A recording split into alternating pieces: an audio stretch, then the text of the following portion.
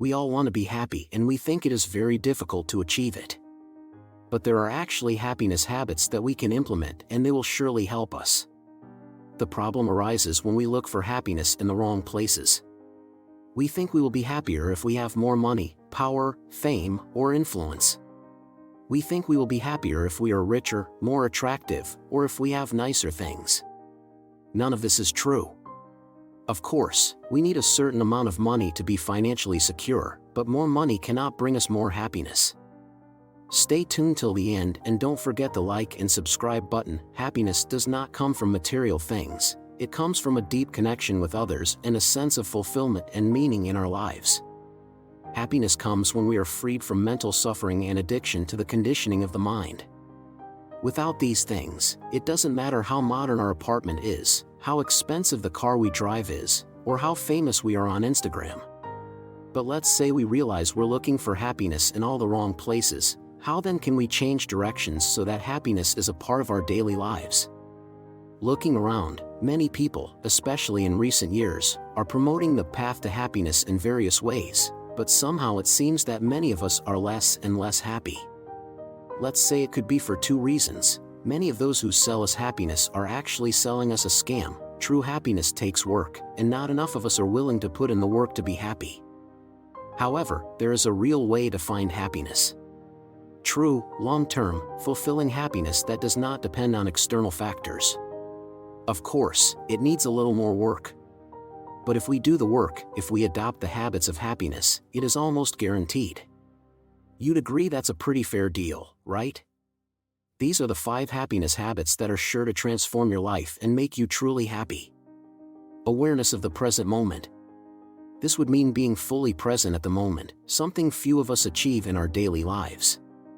Many walk around in a state of denial or non-acceptance of the present moment or fantasize about certain changes that would change the future but would also happen in the future. We want things to go a certain way and believe that our wishes will come true. It's called magical thinking, and it's dangerous because when we're not in the present moment, when we're disconnected from reality, we don't have the power to take action and make real changes in our relationships with loved ones, in our jobs, or in general changes in our well-being. When we deny reality, i.e. the present moment, we remain powerless, passive, and helpless. This way of functioning will certainly not help us to be happy. We need to wake up and really see what is happening in and around us. When we face the truth, with the present moment, we become able to deal with whatever happens.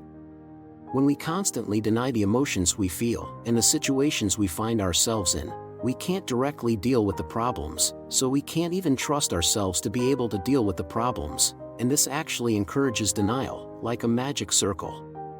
On the other hand, the more we face the truth and the reality of the present moment and deal with what is happening at the moment, the more confident we become in our abilities and the easier it is to stay present in the present moment.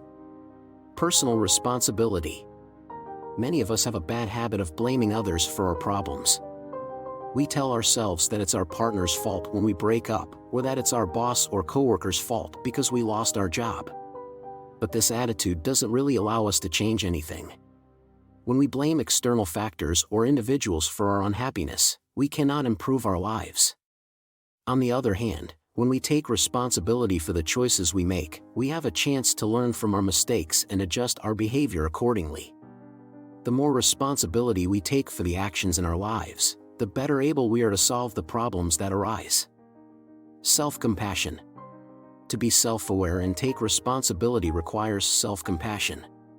It can be painful to face the fact that we've chosen a partner that isn't right for us, or that we're practicing bad habits that have real-world consequences. You may feel guilt or shame about these choices, maybe even become depressed or anxious when faced with the truth. In situations like this, we need to practice self-compassion, be gentle with ourselves, and give each other love.